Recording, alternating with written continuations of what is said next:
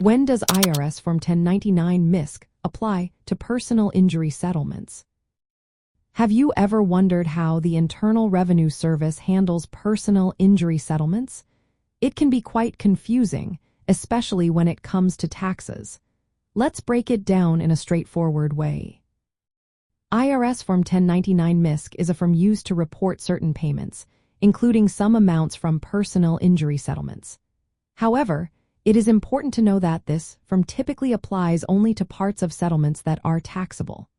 For instance, compensation for physical injuries or physical sickness is usually not taxed under Internal Revenue Code Section 104A(2).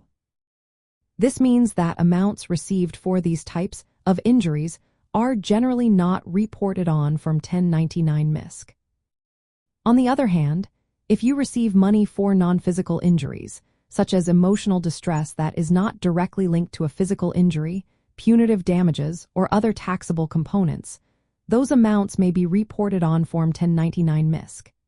If these payments exceed $600 in a tax year, the payor, often an insurance company or the defendant, is responsible for issuing this form. For example, let's say you settle a case and receive $10,000 for emotional distress and $40,000 for physical injury. In this case, the $10,000 for emotional distress would be reported on Form 1099 MISC, while the $40,000 for physical injury would not be reported as it is excluded from income. When dealing with settlements, it is essential to have a clear settlement agreement that specifies how the amounts are allocated between physical injuries and other types of damages. This helps in determining what is taxable and what is not. Also, if attorney fees are paid from the settlement, those may have separate reporting requirements.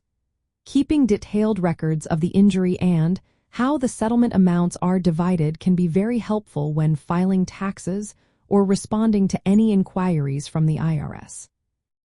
If you receive a Form 1099 MISC for a settlement, it is important to report the taxable portion as income while excluding the non-taxable portion.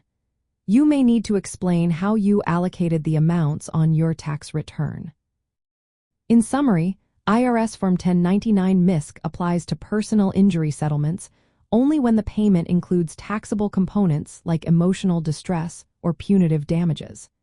Payments solely for physical injuries or physical sickness are not reported on this form.